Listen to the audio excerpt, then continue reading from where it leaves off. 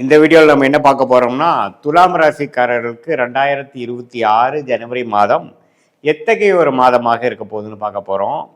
இப்போ பாருங்க, ஆண்டு பிறக்கும் பொழுதே ஜனவரி மாதம் முதல் தேதியிலேயே பார்த்தீங்கன்னா சனி 6ஆம் இடத்திலேயே நீடித்திருக்கிறார். துலாம் ராசிக்கு 9ஆம் இடத்தில் குருவும், கேது 11ஆம் இடத்திலும், ராகு 5ஆம் இடத்திலும் நீடித்திருக்கிறார். இதில் மாத கிரகம் என்று சொல்லப்படுகிற செவ்வாய், ராசி அதிபதி சுக்கிரன், சூரியன், புதன் எல்லாமே 3ஆம் இடத்துல முதல் 2 வாரங்கள் இருக்கிறாங்க. அதுக்கப்புறம் தை மாதம் பிறந்ததுக்கப்புறம் செகண்ட் ஆஃப் ஜனவரி பார்த்தீங்கன்னா எல்லாமே 4ஆம் இடத்துக்கு, 3ஆம் இடத்துலேருந்து 4ஆம் இடத்துக்கு சூரியன், புதன், சுக்கிரன், செவ்வாய் மாறுகிறார்கள். இத்தகைய ஒரு பலாபலன்கள், பயிற்சி பலன்கள் எப்படி இருக்க போகுதுங்கிறது துலாம் ராசிக்கு நம்ம பார்க்க போகிறோம். சயின்டிஃபிக் வேதிக் அஸ்ட்ராலஜி முறையில் எந்த விதத்திலும் மிகைப்படுத்தாமல் உள்ளது உள்ளவாறு அறிவியல் சார்ந்த முறையில் நம்ம பார்க்க போகிறோம். எப்படி நம்மளுடைய பலாபலன்கள் வேலை செய்யுது, எப்படி கிரகங்கள் நமக்கு தாக்குதலை கொடுக்குது, எது மாதிரி சாதகமான பலன்கள் நமக்கு நடக்கும், எது மாதிரி விஷயத்தில் கேர்ஃபுல்லாக இருக்கணும், எது நம்ம எதிர்பார்க்கலாம் அப்படிங்கிறத நம்ம கோச்சார் அடிப்படையில் பொது பலனாக ஜனவரி 2026 துலாம் ராசிக்காரர்களுக்கு நம்ம பார்க்க போகிறோம்.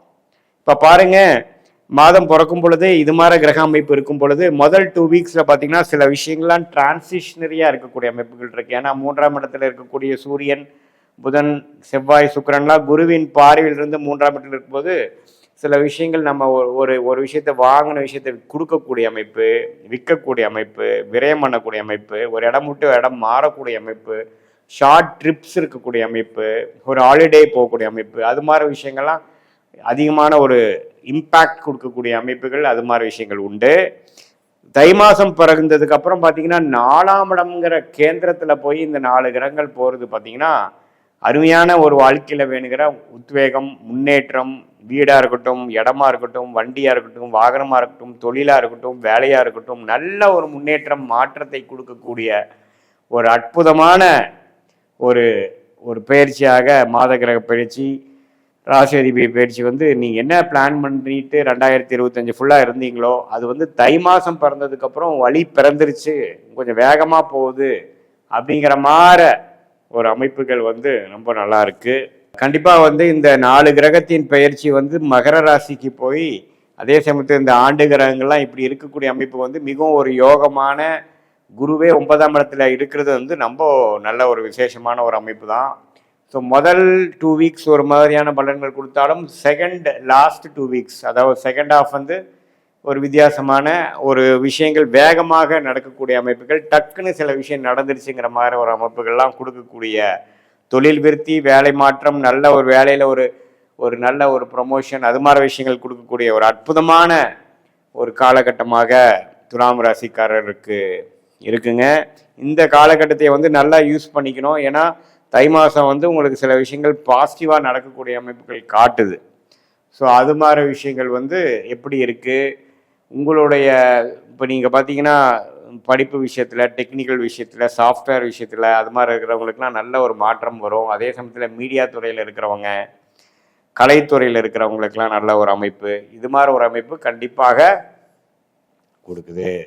ஸோ இது வந்து பொதுவான பலன் தான் ஒழிய உங்களுடைய ஜென்ம ஜாதகத்தில் நீங்கள் வந்து எந்த தேதி, எந்த நேரம், எந்த ஊரில் பிறந்தீங்க, அது எந்த லக்னத்தில் பிறந்தீங்க, அந்த லக்ன அடிப்படையில் என்ன தசாபுக்திகள் போய் கொண்டிருக்கிறது, அந்த தசைகள் வந்து நம்ம நல்ல தசைகளாக, யோகமான தசைகளாக போகும்பொழுது நான் சொன்ன யோகமான பலன்கள் இன்னுமே யோகமாக, இன்னும் கொஞ்சம் ஒரு தூக்கலாக அதிகமான ஒரு நல்ல பலன்கள் வர மாதிரியும், நான் சொன்ன தசாபுக்திகள்லாம் ஓரளவுக்கு ஒரு சுமாரான தசாபுக்திகளாக போகும்பொழுது கொஞ்சம் நான் சொன்ன நல்ல பலன்கள்லாம் கொஞ்சம் சுமாரான அமைப்புகளும் கொடுக்கக்கூடிய அமைப்புகள் தான் இருக்குது. ஸோ நம்மளுடைய சயின்டிஃபிக் வேதிக் அஸ்ட்ராலஜி முறையில் நம்ம ஜாதகம் போட்டு பார்க்கும் பொழுது இந்த நம்ம சொன்ன இந்த கோச்சார் அமைப்பும் உங்களுடைய ஜாதக பலனையும் சேர்த்து வைத்து பார்க்கும் பொழுது அடுத்த வரக்கூடிய ஷார்ட் டேர்ம் 3 months எப்படி இருக்குது, அடுத்த வரக்கூடிய 6 மாதம் 12 மாதங்கள் எப்படி இருக்குது, எது மாதிரி திசையில் நம்மளோட வாழ்க்கை திரும்புது, என்ன டைரக்ஷன் காட்டுது,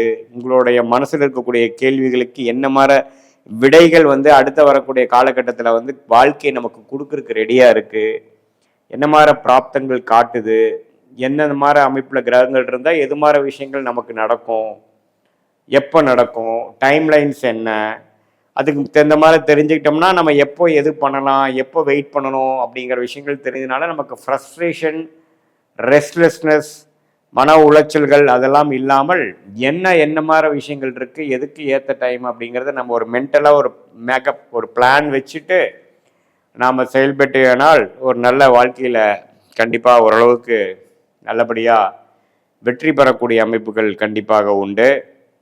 ஸோ இதுதான் சயின்டிஃபிக் வேதிக் அஸ்ட்ராலஜி முறையில் பார்த்தீங்கன்னா உங்களுடைய கோச்சார் அமைப்பாகிய துலாம் ராசிக்கு இப்போ சனி, குரு, ராகு, கேதுலாம் எப்படி இருக்கிறார். ராகு பார்த்தீங்கன்னா 5ஆம் இடத்துல இருக்கிறதுனால குழந்தைகளுக்காக சில விஷயங்கள் நீங்கள் செய்கிறது, குழந்தைகளுக்காக மெனக்கெடுதல், அது மாதிரி விஷயங்களும் உண்டு.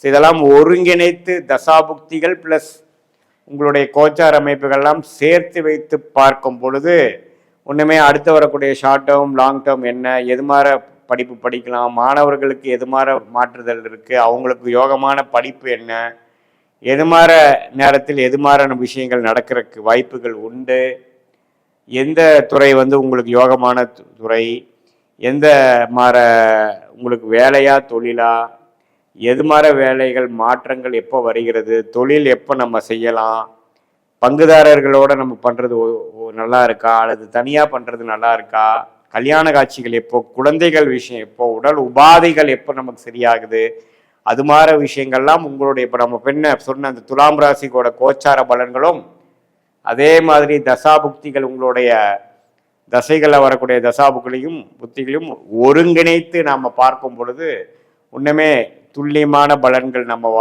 வாழ்க்கையில் எது மாதிரி விஷயங்கள் நடக்க போகிறது, எப்படி எந்த மாதிரி டெசிஷன் எது மாதிரி டைமில் எடுக்கலாங்கிறதெல்லாம் கோச்சார அமைப்புள்ள நம்ம பேசின இந்த கிரக பயிற்சி ஆகிய சனி பயிற்சி, குரு பயிற்சி, ராகுகேது பயிற்சியும் நம்மளுடைய தசாபுக்திகளும் நம்ம லக்னத்துக்கு எது மாதிரி வேலை செய்யுது. இப்போ நீங்கள் கன்னி லக்னத்திலே பிறந்தீங்களா அல்லது லக்னம் வேறையா, எது மாதிரி கிரகத்தின் தசை போயிட்டுருக்கு, அந்த கிரகம் உங்கள் ஜாதகத்தில் என்ன போயிட்டுருக்கு, என்ன இடத்துலேருந்து தசை நடக்குது, என்ன நட்சத்திரத்தில் இருக்குது. இப்போ கன்னிராசிக்காரங்க பார்த்தீங்கன்னா அஸ்த நட்சத்திரம், சித்திரை நட்சத்திரம், உத்திர நட்சத்திரத்தில் பிறந்திருப்பீங்க. ஸோ இது மாதிரி நட்சத்திரத்தில் பிறக்கும் பொழுது உங்களுக்கு சூரிய உத்திர நட்சத்திரத்தில் பிறந்தால் சூரிய திசை தான் முதல் திசை. இதே மாதிரி அஸ்த நட்சத்திரத்தில் பிறந்திருந்தீங்கன்னா உங்களுடைய முதல் திசை சந்திர திசை.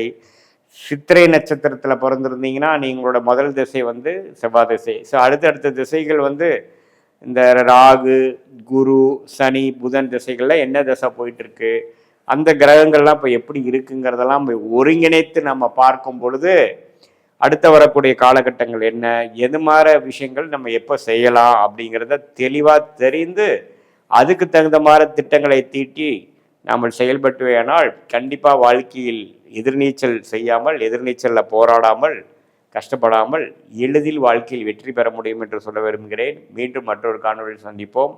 நன்றி, வணக்கம்.